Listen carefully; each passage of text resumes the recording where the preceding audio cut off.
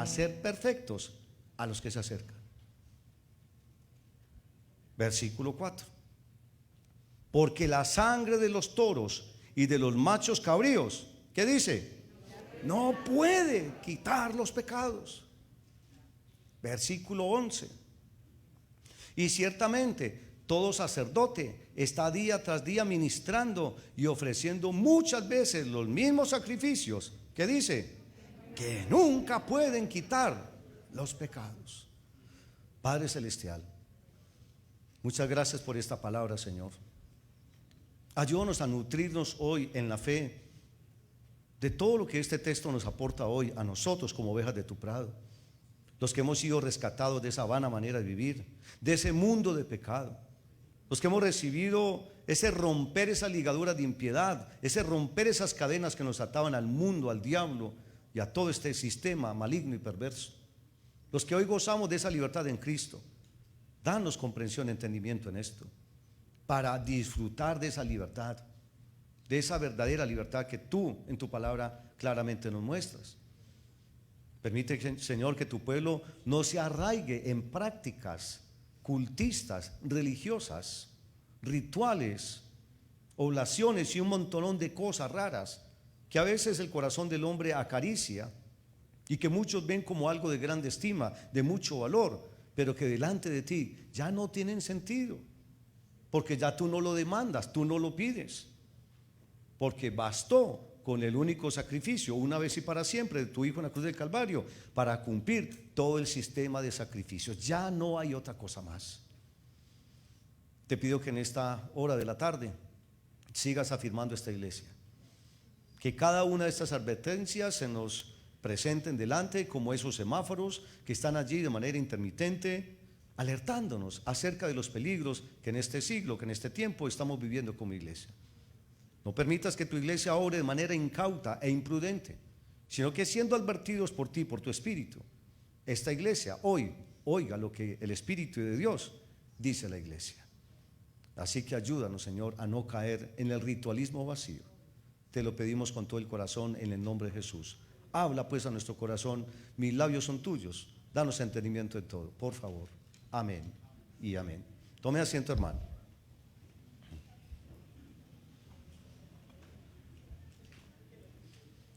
Bueno, hermanos, comencemos con nuestro habitual resumen. No sé quién de ustedes, como un buen estudiante, avesado y bien preparado, pudiera colocarse de pie y decir: bueno, pastor, llevamos 4 advertencias, a saber, la primera, a ver, ¿quién lo quiere hacer? Oscar. Primera advertencia, sin... ¿Cuidado con qué? Un desliz. Cuidado con la incredulidad que llega por el corazón endurecido. Muy bien. Cuidado con la apostasía. Y cuidado con la pereza. Nos hablaba el Señor hace 8 días. Un aplauso para el hermanito. Bien. Muy bien. Aquí no venimos a perder el tiempo. La palabra del Señor debe tener cabida. Cuando usted está escuchando la palabra, usted debería activar el recording, grabando, procesando, allí adquiriendo sabiduría, incorporando, atesorando la palabra del Señor. Amén. A eso venimos. Bueno, hermanos, así a modo grosso, vamos a resumir lo de hace 8 días, eso de la pereza. ¿Por qué se da la pereza?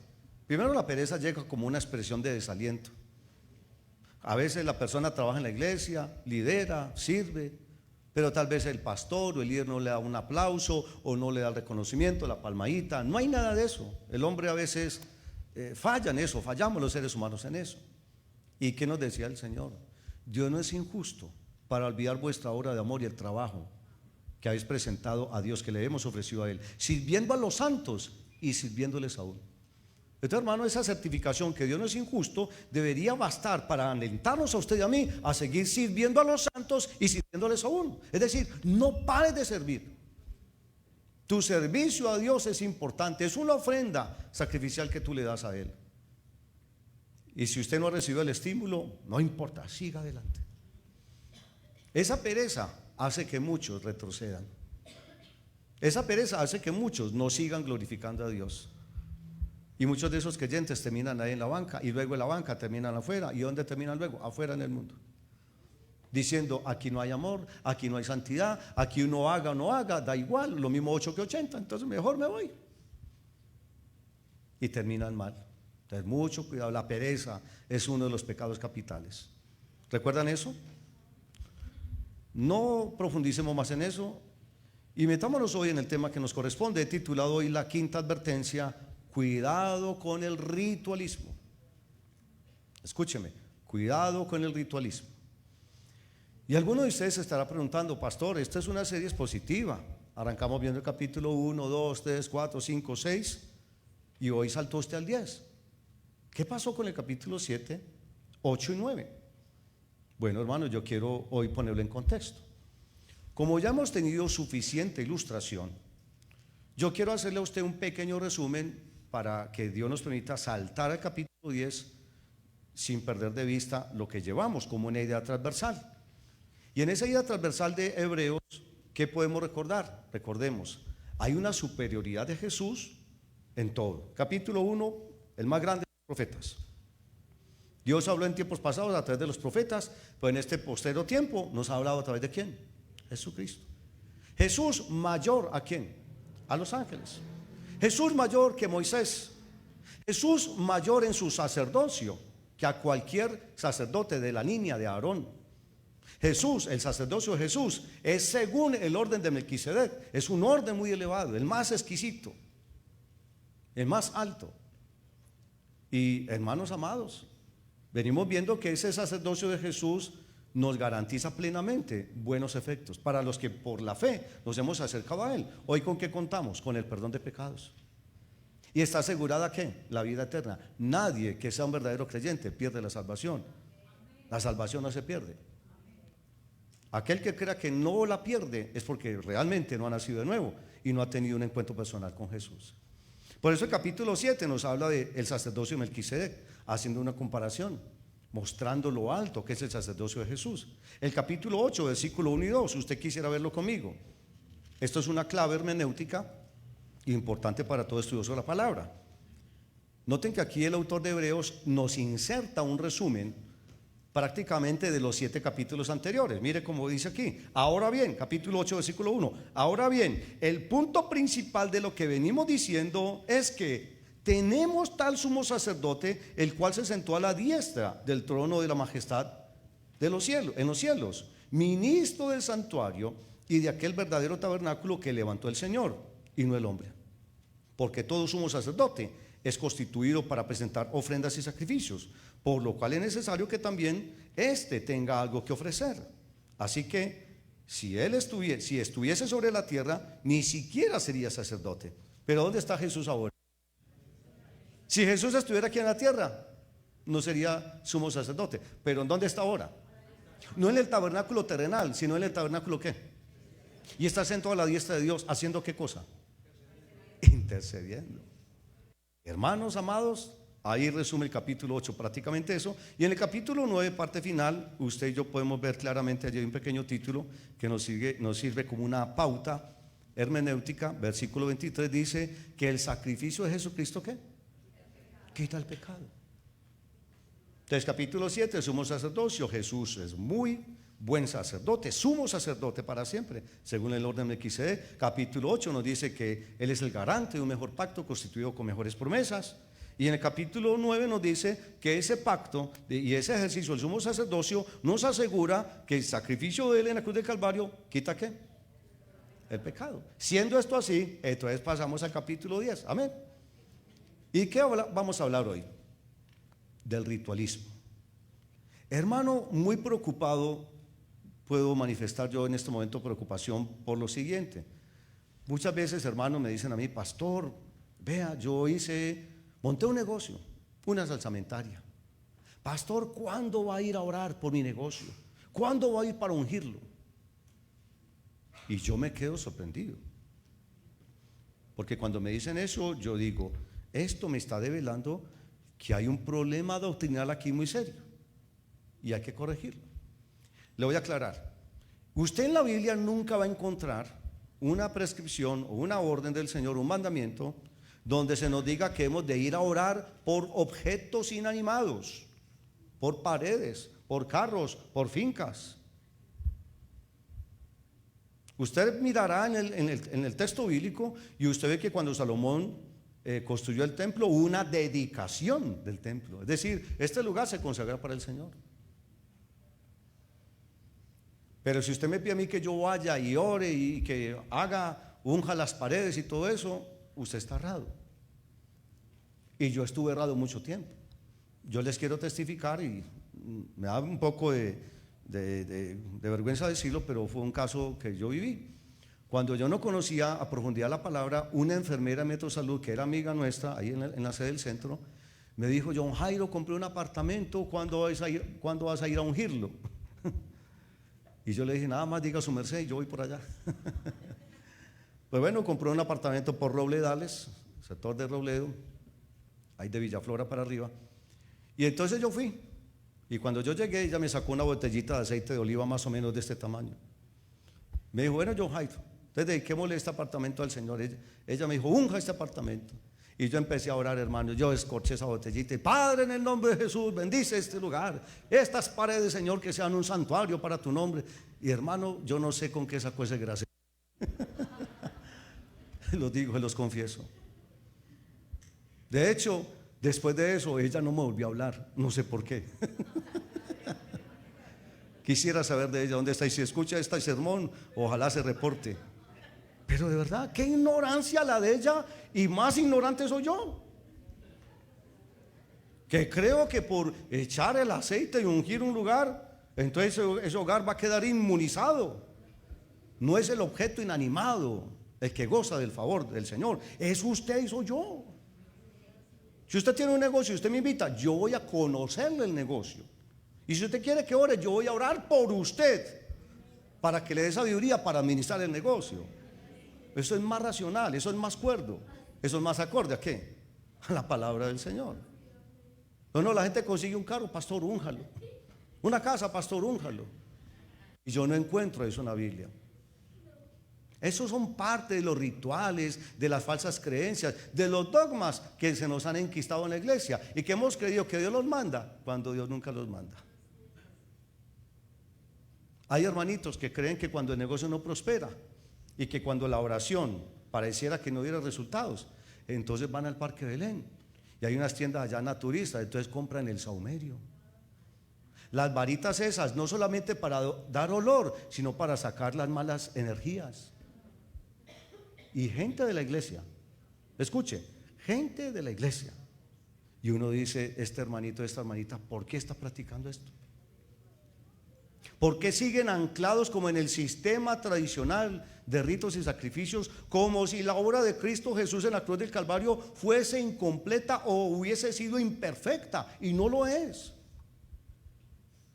Hermanos, por el estilo hay muchos. Hay padres de familia que todavía de una manera religiosa enseñan a sus hijos en la ignorancia que les asiste. Y usted y yo lo vivimos. Cuando pasamos, usted y yo, antes por una capilla, un templo, por el parque, la Basílica Metropolitana, ¿qué hacíamos usted y yo? El mamarracho. Dígame, ¿dónde hay una ordenanza para eso? Dígame usted, ¿cuál es el beneficio de eso? ¿Qué queríamos mostrar nosotros con eso? Como cierto respeto a un lugar sagrado, un lugar de adoración. Pero eso que eso nos hacía más santos. Eso nos transformaba, nos cambiaba, purificaba nuestros pecados. Nada.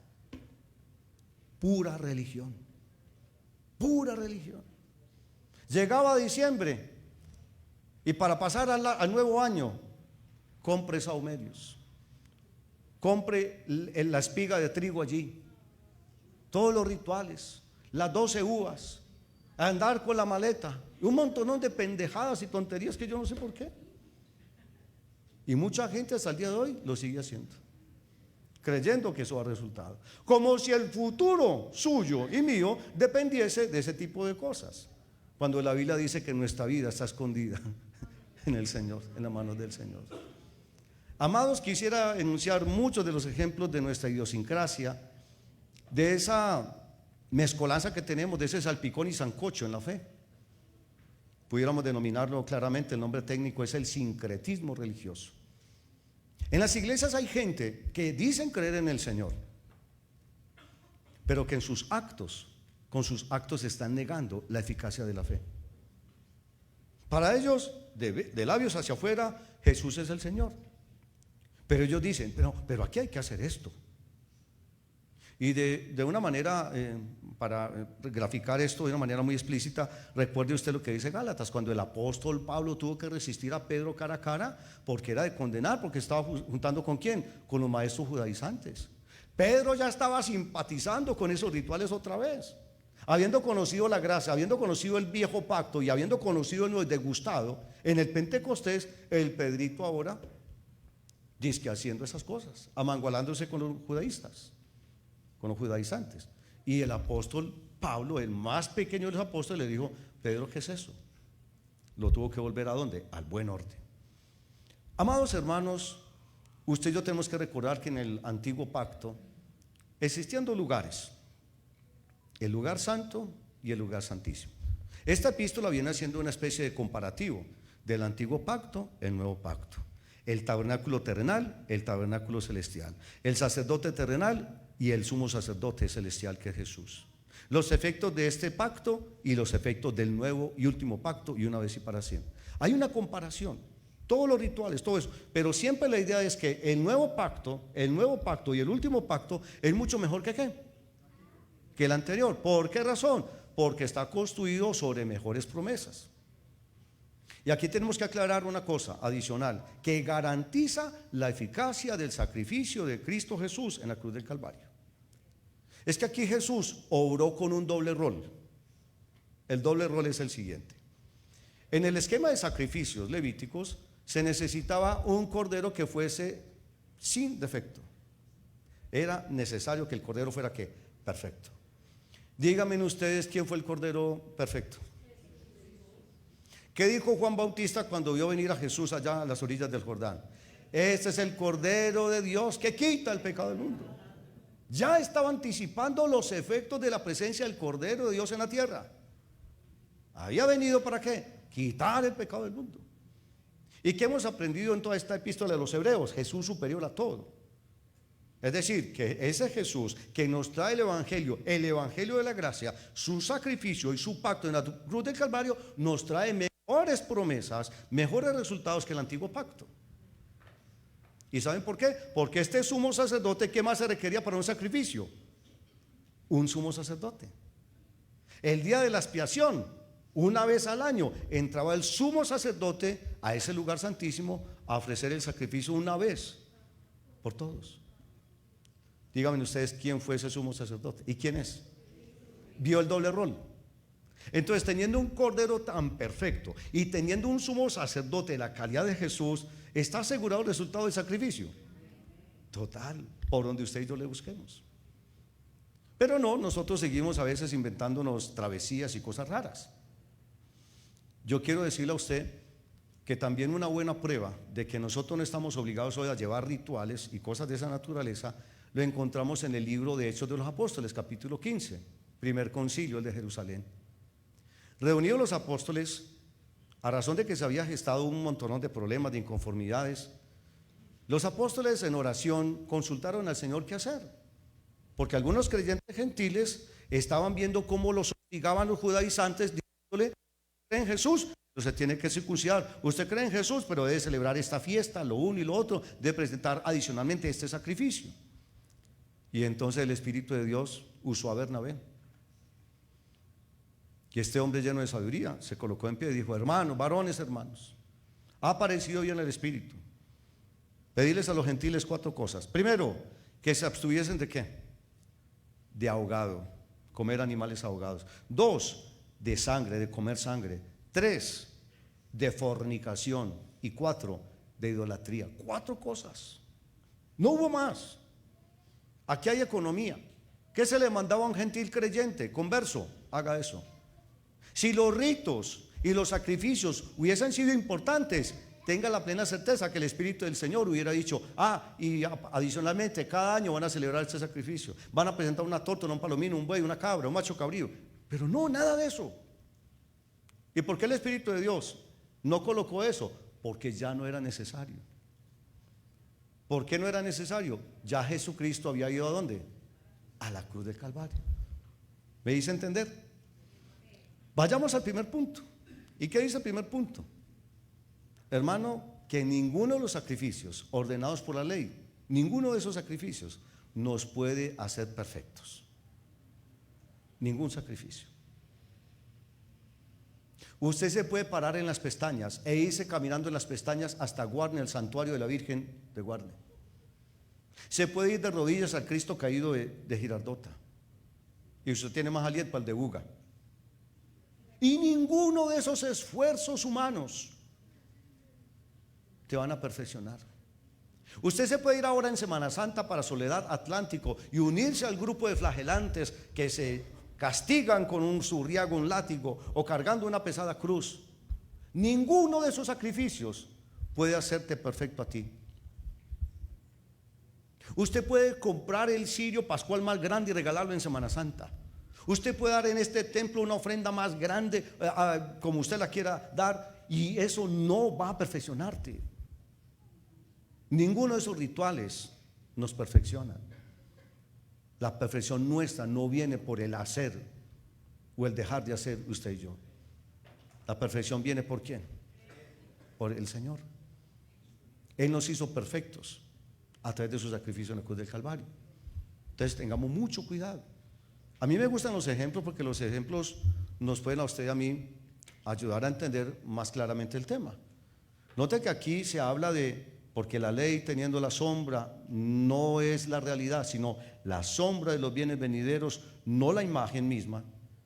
Nunca puede, por los muchos sacrificios, por los mismos sacrificios que se ofrecen continuamente cada año, a ser perfectos. Según este texto, versículo 1, hay una frecuencia, una periodicidad. El sacerdote entraba todos los días al lugar santo. El sumo sacerdote entraba una vez al año al lugar santísimo. Aquí se nos habla de los muchos sacrificios y que ninguno de ellos, ni el del sacerdote ni el del sumo, nos podía perfeccionar. Es como cuando uno visita al médico. Usted siente un dolorcito, ay, me duele aquí. Va al médico, el médico le dice, bueno, mijo, después de esta revisión general me vas a hacer un favor, te vas a hacer estos exámenes. Cuando tenga el resultado de estos exámenes de laboratorio y esto, me pides nuevamente cita y revisamos los exámenes. Usted va y se los hace y vuelve. El doctor lo dice, le empieza a mirar, a ver qué tenemos aquí. Entonces, dado el resultado, puede decirte, mira, hombre, tenés el colesterol HDL muy bajo, ten cuidado, un riesgo de infarto cardíaco, tienes que hacer más ejercicio, tienes que cambiar la dieta, empieza allí. Entonces, para controlar la presión arterial, te puede mandar captopril o sartano, yo no sé qué, y te empieza a medicar. Y empieza con una dosis de tanto gramaje. Y luego te dice, para finalizar la consulta, te dice, en 3 meses revisión. Es decir, que en la primera cita, tu problema de presión arterial no quedó ¿qué? Solucionado. Para los 3 meses vuelves, ¿y con qué tienes que volver? Nuevos exámenes de laboratorio. Otra vez. Pida nuevamente la cita para la revisión. Y dependiendo de la evolución, de si el colesterol y todo eso, la presión arterial ha mejorado, te dicen, te aumentamos la dosis o el gramaje o te la reducimos. Y nuevamente te dicen, si a ti te fue bien, te dicen, amigo, vos estás muy bien, estás mejorando. Próxima cita, ya no en 3, sino en 6 meses. Has mejorado, pero te solucionó el problema del colesterol, de la presión arterial. ¿Aló? No, persiste. Y hay que seguir pidiendo la cita.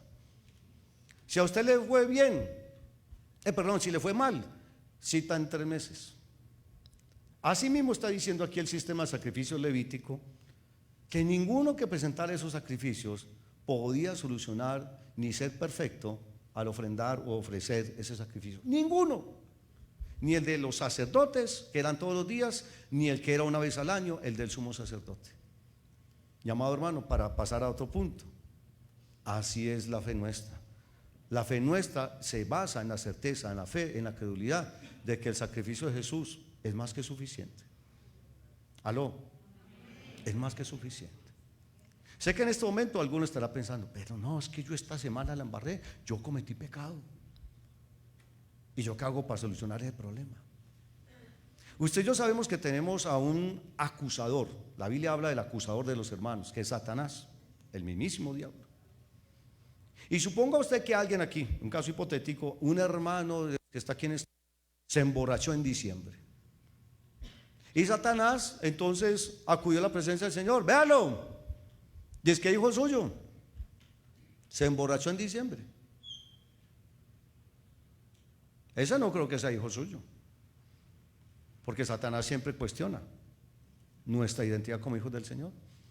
Y entonces el Señor escucha la acusación. Y entonces, ¿qué creen ustedes que será la respuesta de Jesús al enemigo, a Satanás? ¿Sabe qué va a decir el Señor? Yo no recuerdo nada. Y tal vez el enemigo le diga, no se haga el bobo, usted sabe, no lo encubra, él se emborrachó. Y el Señor se va a parar en la raya y le va a decir, yo no recuerdo nada. Y no porque sufra de amnesia, sino que Él empeñó su palabra, que Él, cuando nosotros nos arrepentimos y confesamos nuestros pecados, Él nunca más vuelve a tener memoria de ellos y arroja a lo profundo de la mar todos nuestros pecados. ¿Cuántos glorifican su santo nombre? Nunca más vuelve a acordarse. ¿Usted lo cree de corazón? Entonces confíe que Dios le perdonó. Pastor, lo que pasa es que yo hice algo muy grave. Por ejemplo, un caso hipotético. Alguien, alguna mujer de las que está aquí, algún día por presión del novio, por presión del esposo, le dijo, no mi amor, nosotros no vamos a tener ese niño, yo no sé qué va a hacer usted, vaya y abórtelo, aplíquese un pito, sí, vaya y abórtelo, yo no quiero ese niño. Y usted bajo la presión cedió a eso, y hoy usted tiene un cargo de conciencia. ¿Yo qué hice? Yo cometí un pecado execrable. Yo cometí un homicidio, en mi ignorancia me presté para eso. Entonces esa mujer viene a mí y me dice, pastor, yo cometí este pecado, pero lo más preocupante es que yo le pedí perdón a Dios y yo no siento, escuche, yo no siento que Dios me haya perdonado. Y yo le pregunto a ella, hermana, si usted oró a Dios con sinceridad y confesó su pecado, se cumplió lo de Proverbios 28:13. Si usted nunca más volvió a hacer eso, el que confiesa su pecado y se aparta, ¿alcanza qué? Yo no veo en la Biblia que dice el que confiese su pecado, se aparte y sienta que Dios lo perdonó, ese quedó efectivamente perdonado. No, aquí no es de cuestión de sentir. Vaya conmigo a 1 de Juan capítulo 1 versículos 6 y 7. Por eso es importante la doctrina bíblica. 1 de Juan capítulo 1 versículos 6 y 7. Ojo, si decimos que tenemos comunión con Él y andamos, una cosa es lo que uno dice, otra cosa es como uno anda. Usted dice ser creyente, pero a veces anda no como creyente sino como mundano. Si decimos que tenemos comunión con Él y andamos en tinieblas, mentimos y no practicamos ¿qué? Pero si andamos en luz, como Él está en luz, tenemos comunión unos con otros. ¿Y qué dice a continuación? Y la sangre de Jesucristo, su Hijo, nos limpia ¿de qué? De algunos, de todos los pecados. Es decir, que si usted y yo algún día le hemos fallado al Señor, hemos de acudir al trono de la gracia con toda la sinceridad del corazón y con la determinación de no volver a repetir el pecado, y confesar el pecado y confiar en que el Señor nos perdonó.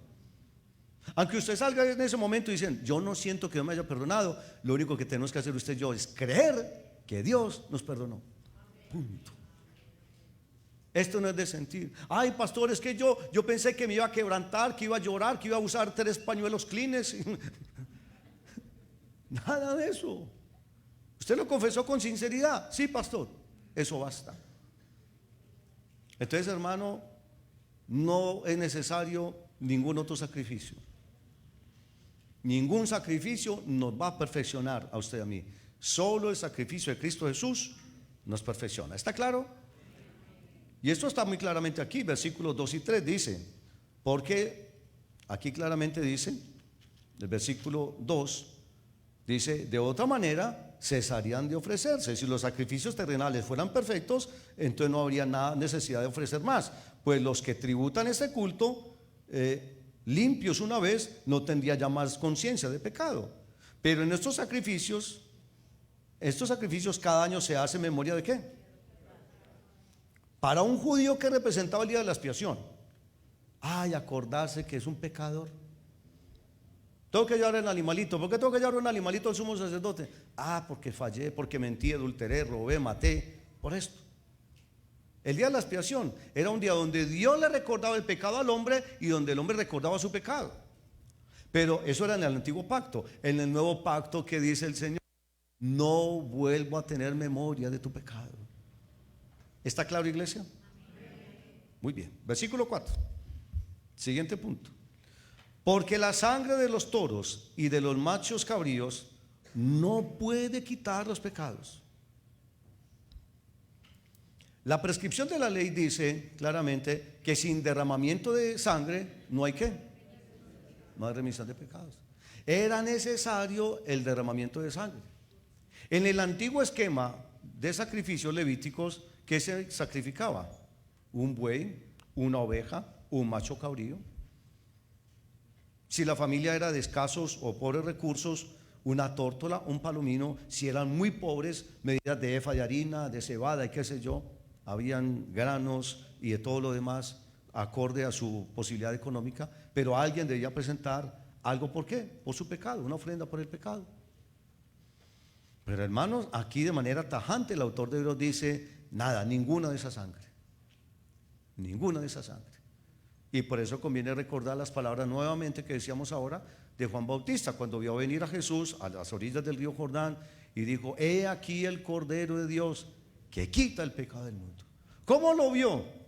Como un cordero, perfecto, sin defecto alguno, que quita el pecado. Es decir, que iba a derramar su sangre, ¿para qué? Quitar el pecado, el problema más grande que tiene la humanidad, que es el pecado.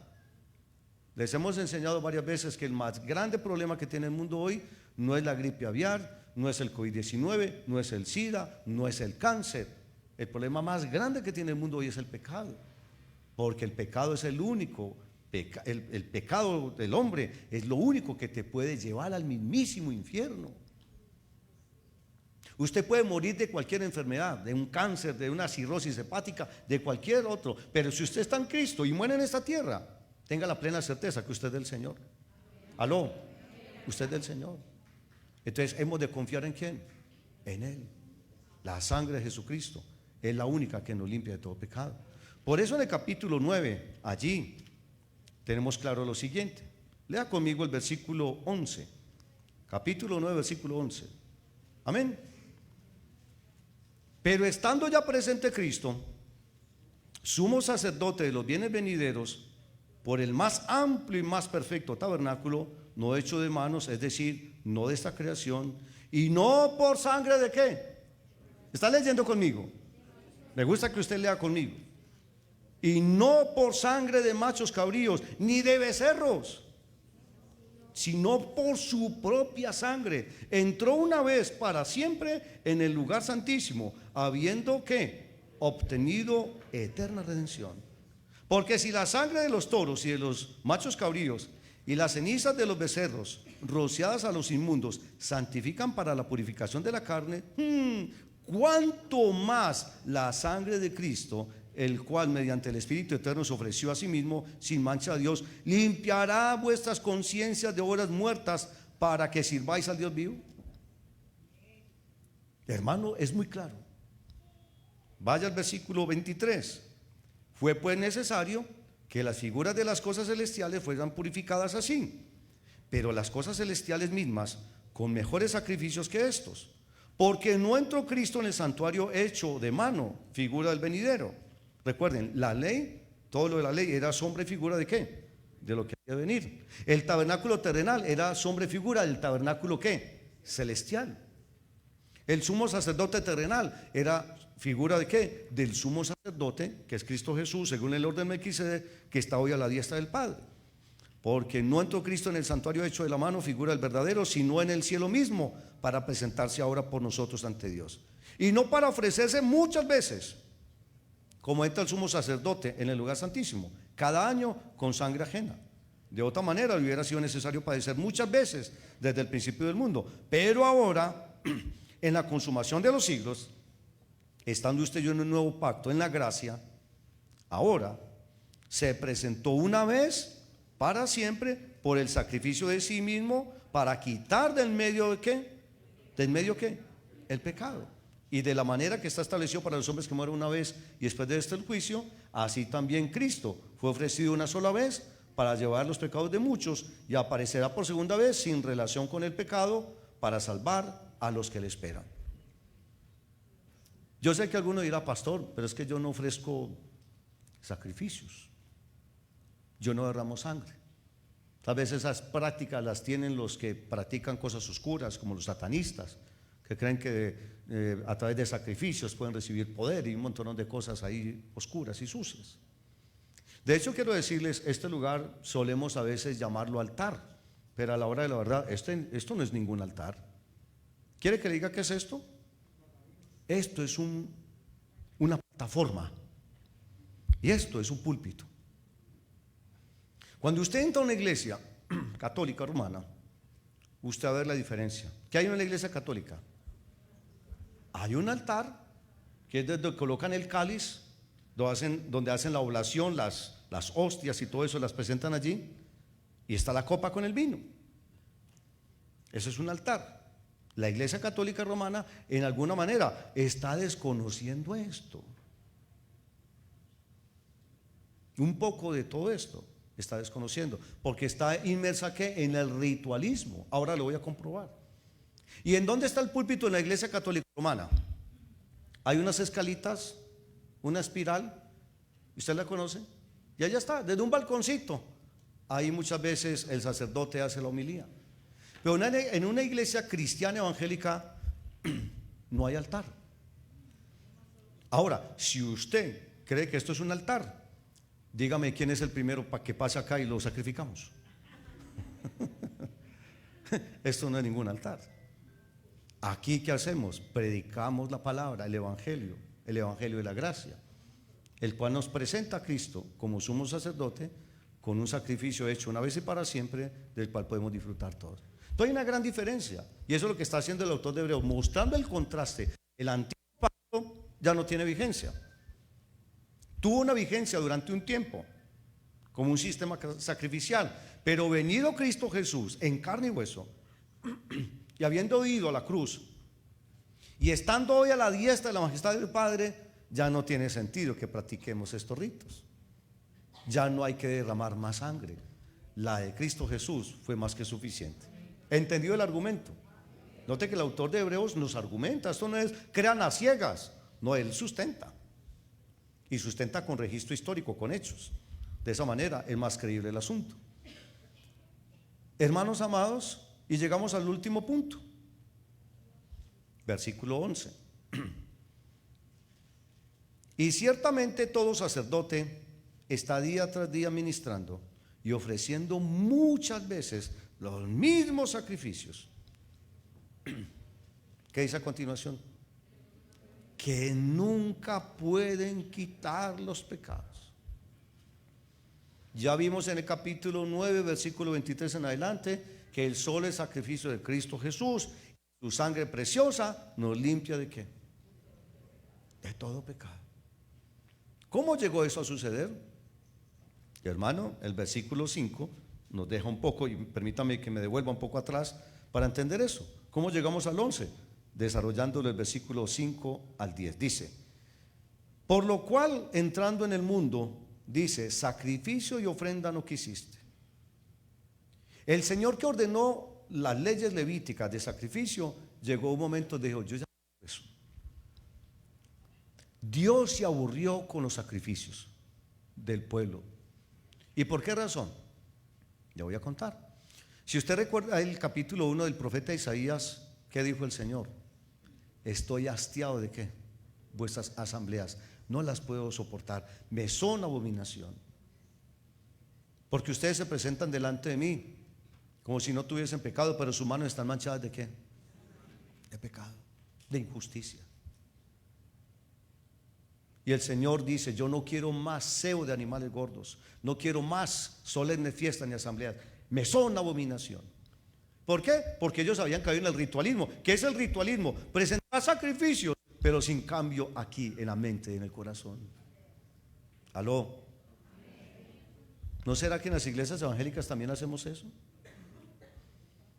Cuando cantamos y hacemos un montón de cosas y llegamos y nos arrodillamos, de momento nos arrodillamos. Hay una piedad que dura como el rocío de la mañana. Usted se posta de rodillas y alguien dirá: ay, qué hermano tan piadoso, qué hermana tan piadosa. Pues una vez sale por ese umbral a emborracharse, a mentir, a decir la grande, a cometer pecados.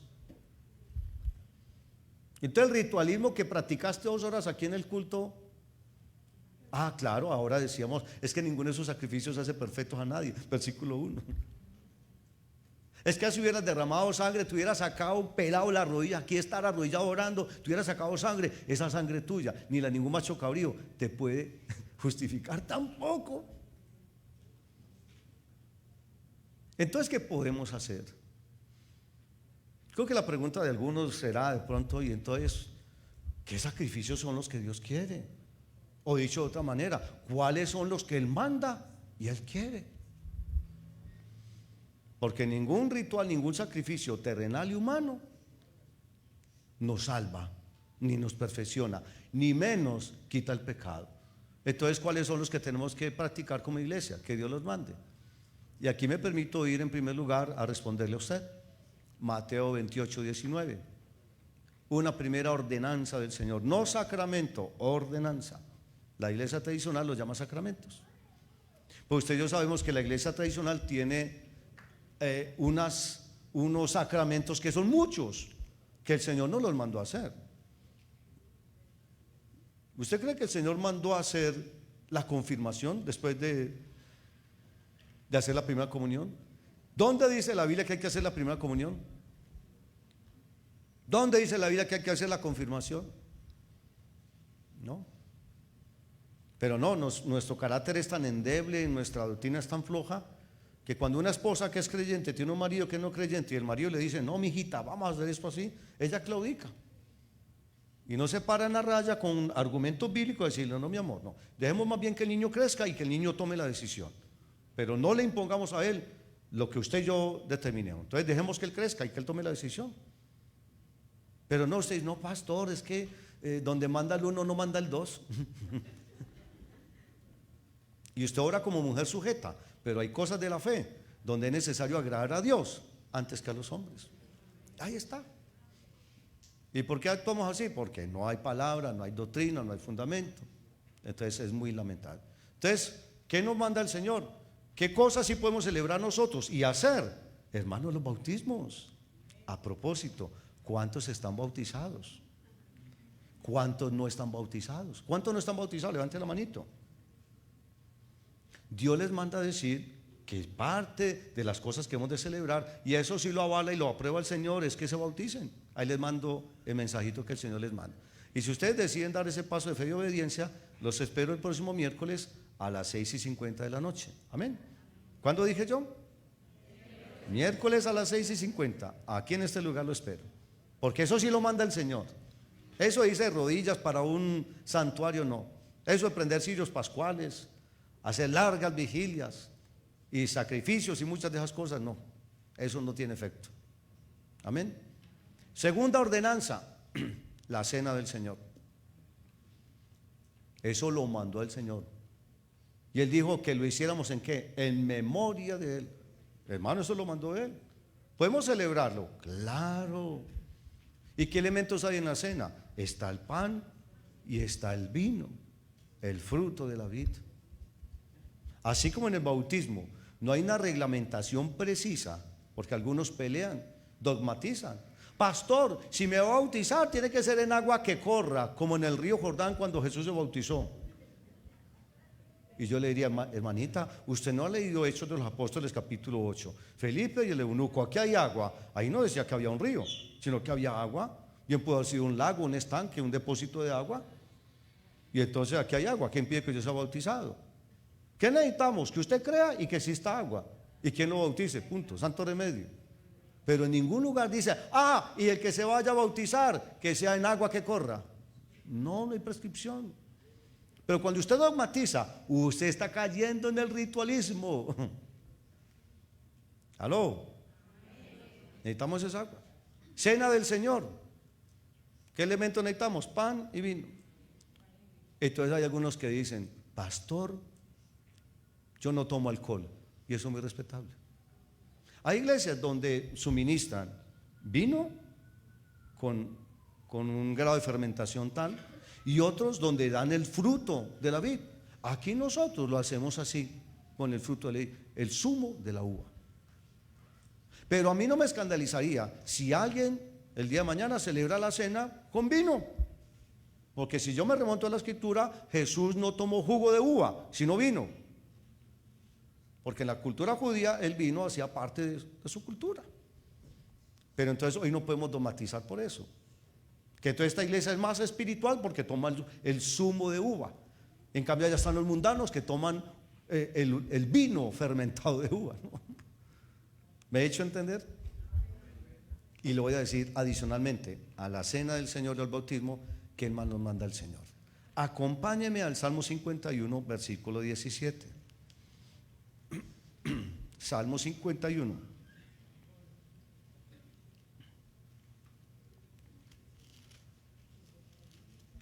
Amén.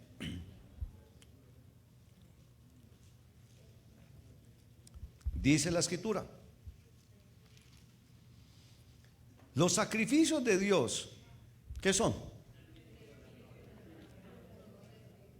¿Qué quiere el Señor hoy? ¿Un buey, un cordero, un macho cabrío? Un espíritu quebrantado. Al corazón contrito y humillado no despreciarás tú, oh Dios. Y lo está escribiendo un hombre que fue el dulce cantor de Israel, llamado David. Un hombre que experimentó y disfrutó la gracia del Señor. Un hombre que cometió pecado, pero que cuando se acercó al Señor recibió ¿qué? El perdón de los pecados. Hoy el Señor nos recuerda a través de este pasaje que entre todos los sistemas de sacrificios, usted y yo tenemos la cena y el bautismo. Pero esto del corazón quebrantado, el corazón contrito, hace parte aún en el Nuevo Testamento de lo que es el verdadero sacrificio. ¿Estamos o no? Es decir, que no podemos presentarnos delante del Señor como sin cargo de conciencia. Usted cuando está pidiendo perdón debe sentir dolor. Y debe sentir el dolor, pero a la vez confiar. Así usted no sienta que Dios lo permitió, como yo les decía ahora, que Dios le perdonó, creer que Dios le perdonó. Así usted no sienta la piel de gallina, así usted no llore, no se quebrante, creer que Dios le perdonó. Vaya conmigo a Romanos 12, versículo 1. Romanos 12, 1.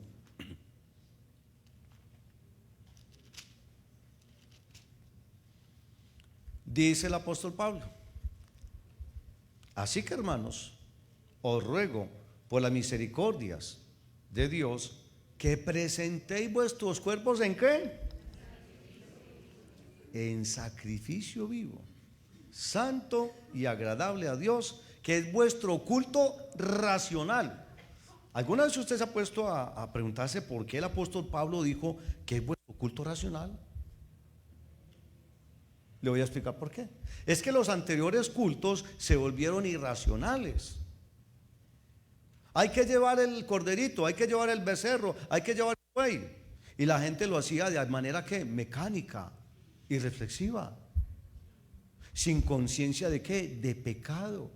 La tradición, hay que llevar el animalito. Pero salían de ofrecerle al sumo sacerdote el animalito, ¿y a qué salían nuevamente a sus tierras? A pecar. ¿Y qué nos dice el apóstol Pablo? Si hay un sacrificio, aparte de tener el corazón contrito y humillado, que tenemos que presentarle a Dios, es este cuerpo presentado en sacrificio vivo. Es saber y recordar que este cuerpo es templo ¿de quién? Del Espíritu Santo, y lo tenemos que cuidar. Por eso un hombre no se puede acostar con una ramera. Por eso un hombre, no teniendo una esposa, no puede cometer adulterio con otra que no es su mujer. Lo mismo un hombre y viceversa. Nadie, ni los muchachos jóvenes se deberían de acostar con una persona hasta no estar ¿qué? Casados. Este cuerpo presentado en ¿qué? En sacrificio vivo. Amados hermanos, esto nos permite a usted y a mí llegar a las conclusiones de lo que hemos disertado hoy. Primer punto para repasar: ningún sacrificio, por más, digamos, espiritual que usted pueda llamar su sacrificio, nos puede hacer perfectos. Ningún sacrificio. Dígame, ¿qué es lo más grande que usted ha hecho por Dios? ¿Qué fue lo que usted hizo algún día como un sacrificio? Ir de un lugar a otro muy largo a pagar una promesa. Eso no te hace perfecto. Eso fue el duro trato del cuerpo tuyo hacia tu cuerpo, pero eso no te... Para efectos de perfeccionamiento, nada. Eso hay que tenerlo claro. En segundo lugar, no hay ningún mandamiento en el Nuevo Testamento que nos obligue a incluir rezos, objetos ceremoniales, gestos físicos, simbólicos en nuestra adoración hoy en día. En algunas iglesias se discute si hay que orar sentados, de rodillas o parados, de pie. Y algunos dogmatizan que el que se arrodilla, Dios lo escucha más. ¿Dónde dice eso? Si lo único que dice la Biblia es orad sin cesar. Que los hombres oren en todo tiempo. Oren por los que están en eminencia. Velad y orad para que no entréis en tentación. Pero allí no dice cuál debe ser la postura. En algunos pasajes dice humillaos pues bajo la poderosa mano de Dios. Y es humillar, algunos lo entienden como rostro en tierra. Esta frente se coloca allí sobre el pavimento. Pero también uno ve muchos pasajes donde hombres de Dios oraron estando de pie y Dios los escuchó. ¿Dónde está el problema entonces? Es que nosotros le queremos poner la arandela. El tema oración, pero usted dogmatiza, la oración debe ser así. Pero donde Dios no dio orden en concreto, es asunto de ¿qué? De conciencia. Si usted ora de pie y usted ve al hermano por allá arrodillado, no lo censure, deje que él ore de rodillas. Ahora, usted que ora de rodillas, no empieza a mirar al que estaba orando de pie como menos que usted y usted como mejor que él, como usted más ungido. No, eso es darle cabida que al ritualismo, a las mentiras, a miles de cosas, a falsas creencias. ¿Ha entendido el punto? Mucho cuidado con eso. El verdadero evangelio, hermano, no se basa en reglas ni en rituales, todo lo contrario. ¿Sabe? Aquí hay una clave. El verdadero evangelio se basa en relaciones reales. Por eso siempre los que predicamos decimos que el verdadero evangelio promueve no religión, sino relación. ¿Es el Señor tu amigo? ¿Es Jesús tu Señor o no lo es? ¿Él es el que manda y gobierna en tu vida? Es mi relación, es nuestra relación con Él lo que cuenta. Porque si todo fuera a punta de sacrificios y cosas, hermano, la fe nuestra sería muy superficial. Es como una amistad. Quien crea que una amistad se compra con regalitos, ve, hoy te mando esta tarjeta, ahí te mando esto, oye, pero ¿cuándo vamos a hablar? No, ahí te mando este regalo. Una verdadera amistad se cultiva ¿cómo? Relacionándose, entrando en el secreto. Mateo capítulo 5, ora a tu Padre que te ve en lo secreto, y tu Padre que te ve en el secreto te recompensará en público. Es la relación íntima. La comunión íntima de Jehová es con aquellos que le temen, y a ellos el Señor dará a conocer su pacto, dice la palabra. La intimidad. Amén, iglesia. Amén. Y lo último, los únicos ritos que usted y yo sabemos que nos muestra la palabra del Señor que podemos celebrar son ¿qué? La cena del Señor, el bautismo. Y no olvidándonos que en cuanto a presentarnos delante del Señor, el Señor demanda dos cosas. Uno, el corazón contrito. Es decir, una mente que está cautiva, no por el pecado, sino por el señorío de Cristo. Ya no somos esclavos del pecado, somos de Él y para Él. Y lo segundo que decíamos ahora, y este cuerpo presentado en ¿qué? En sacrificio vivo. Hermanos amados, los ritos externos no pueden reemplazar la devoción interior. Los seres humanos somos muy dados a lo externo, a mostrar, a aparentar, a vivir de apariencias. Y eso nos lleva a un terreno muy, muy peligroso. Eso es un campo minado. ¿Eso sabe para qué sirve? Para vivir de manera hipócrita. Y eso no está bien y no nos queda bien. Guárdenos el Señor en cuya presencia estamos. Hermanos, ni los sacrificios, nada de esas cosas nos perfeccionan. Ninguno de esos sacrificios, ni ninguna sangre nos limpia del pecado, pero el sacrificio de Cristo sí, y su sangre preciosa sí. ¿Por qué no descansamos más bien en su hora entonces? Descansemos. Si usted en esta hora, mientras le he predicado, el Espíritu de Dios lo redarguyó sobre un pecado, y usted tenía en mente como hacer algo, un sacrificio grande, hacer algo como que, Señor, te voy a mostrar para pagarte lo que te debo a través de esto que yo, hoy el Señor te dice, mira, no lo tienes que hacer. Lo único que tienes que hacer es arrepentirte y de corazón. El que encubre su pecado no prospera, el que lo confiese se aparta, alcanza ¿qué? Basta eso, basta que tú me pidas perdón y apeles al único nombre que es sobre todo nombre, al único mediador que existe entre Dios y los hombres, Jesucristo hombre, y concedido el asunto. Porque Dios nunca más vuelve a tener memoria de ¿qué? De nuestros pecados. Y esos pecados, ni pasados, ni presentes, ni futuros, el Señor vuelve a tener memoria.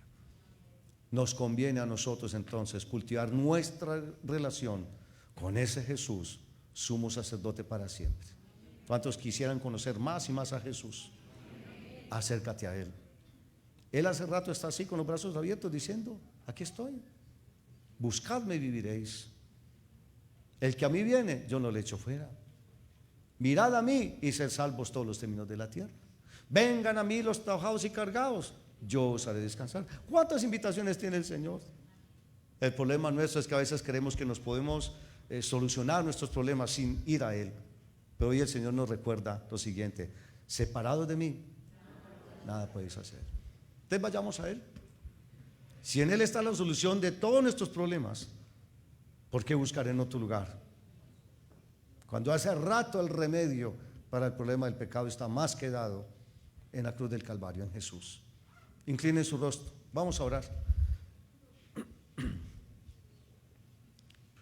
Padre, agradecidos estamos contigo porque nos vienes haciendo una serie de advertencias que como iglesia hemos de tomar atenta nota, a fin de que no cultivemos una fe falsa, una fe cimentada sobre prácticas, sobre rituales vacíos que no pueden hacer perfectos a nadie. En esta hora de la tarde te pedimos perdón por nuestra ignorancia, por nuestro desvarío, por nuestra locura, por creer de una manera errática que podíamos comprar tu favor, impresionarte con este tipo de cosas.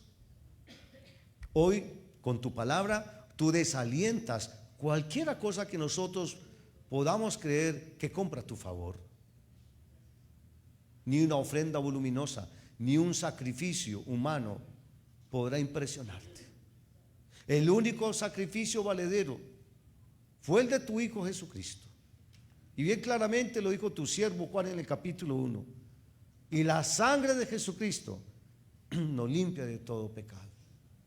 Y si alguno cometiere pecado, abogado tenemos para con el Padre, a Jesucristo. Gracias, Padre. Gracias, Señor Jesucristo, porque con tu muerte redentora, con tu muerte vicaria, todos los que nos hemos acercado a ti por la fe, persuadidos por tu Espíritu Santo, hoy podemos estar confiados y seguros de que todos nuestros pecados han sido perdonados, han sido borrados de un solo brochazo a través de tu sangre preciosa derramada en la cruz del Calvario. Te pido que esta convicción permanezca en nuestro corazón y nunca tambalee nuestra fe. Que nunca nosotros seamos asaltados como lo fueron los hebreos, que fueron invitados a volver a estos ritos, a estos sacrificios, como si el sacrificio de Jesús no hubiese bastado. Hoy estamos convencidos que es más que suficiente. Como lo dijo Pablo, estamos completos en Él. Nada nos falta. Gracias, Jesús. Amado Señor Jesucristo, gracias. Creemos firmemente en la suficiencia de tu sacrificio. Creemos en los efectos de tu muerte redentora, en los efectos hacia atrás, en el presente y a futuro. Gracias por tanto amor, gracias por tanta bondad. A partir de hoy, como tú nos decías en la parte final, dejaremos tantas de esas prácticas que no mandas tú, que tú nunca las pides, pero sí nos dedicaremos a algo que tú nos enfatizaste, a tener una relación contigo. Eso sí lo apruebas tú. Tú quieres que vayamos allí en el secreto a buscarte a ti. En lo secreto tú nos harás comprender sabiduría. En lo íntimo, tú amas la verdad en lo íntimo, y en lo secreto nos harás comprender sabiduría. Te pido, Señor, que lleves a este pueblo en bendición, en victoria. Llévalos en bendición. Espíritu de Dios, tú que moras en nuestros corazones, tú que inspiraste esta palabra, fortalece a esta iglesia. Frente a las luchas contra el pecado, que nunca nosotros olvidemos que ya Jesús hizo provisión en la cruz. Y esa provisión está disponible para todo aquel que en Él crea y se arrepienta y se vuelva a Él de todo corazón. Él será solícito y será propicio para perdonar todos nuestros pecados. Lleva pues en bendición a tu pueblo, Señor, con la firme confianza y seguridad de que estamos en ti, en Jesucristo, el Dios verdadero, a quien pertenece la gloria, la honra y el honor por los siglos de los siglos. Amén y amén. Que Dios los bendiga, hermanos.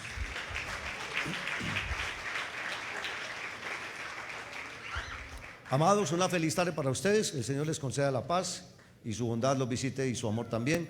No olviden esta fundación, la Fundación Solo Vida. Que Dios los bendiga a todo aquel que nos apoye. Que el Señor le multiplique de manera rica y abundante. La paz de Dios con ustedes.